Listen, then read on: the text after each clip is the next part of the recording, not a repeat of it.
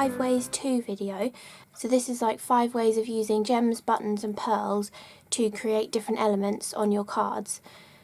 So the first card here is a circular card showing a couple of the different things, but mostly the using them to create a border around your card. So here I've just added a load of different buttons in different pinks and purples and added a few gems on top of them to give you a border on your card. And these are all Hobbycraft buttons. You can get like a whole pack of the same colour in different sizes for £1, so it's really great. I have used like half a pack of each colour though doing all these cards.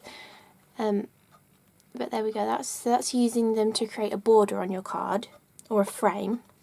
Then I've done using them to create a shaker, and this one I actually stuck most of them around the edge just so that there would be some all the way around the edge of the card so you can see them all over, but then I've added a few extra buttons and gems and pearls inside to shake around, and I also added tiny clear micro beads in there too just to help everything move around.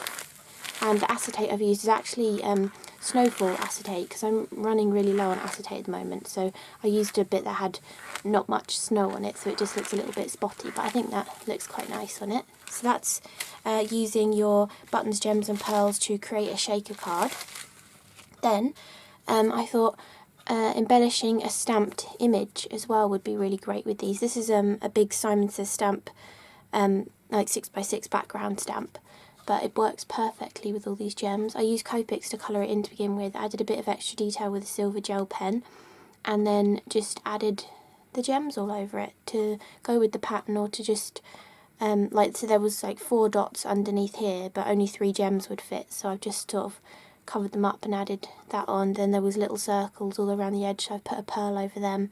You know, you can once you start sticking them on, you realise there's more places on a stamped image that the pearls and gems and stuff will lend themselves to.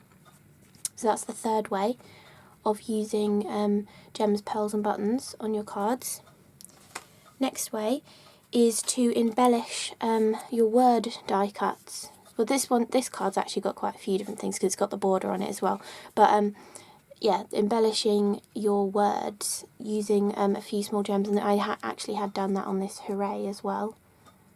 So those ones are 3mm gems. So that's the fourth way, using them to decorate your die cuts or word die cuts.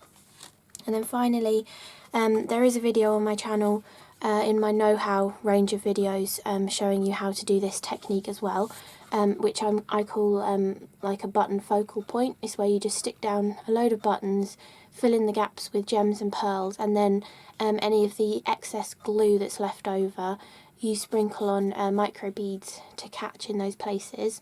And the first card I showed you also had this technique on the centre underneath the thank you as well. So they're the 5 different ways. I'll recap them again. So making a button focal element on your card, using them to create a frame or a border, using gems to embellish your die cuts, to embellish a background stamp, and using them to create a shaker card as well.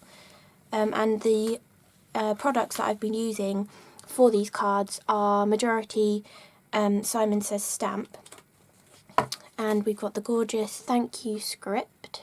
I think this was their December release from 2018.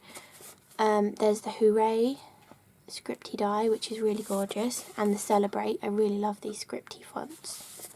And then the tree frame, which works perfectly for that button focal element idea.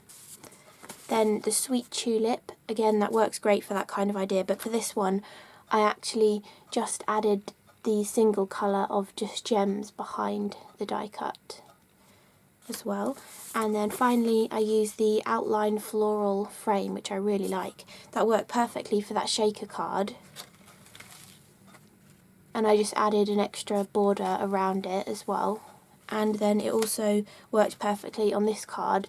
I stuck it down and then trimmed off the edges just to give some like kind of faux embossed detail on that card, just to add something extra to it.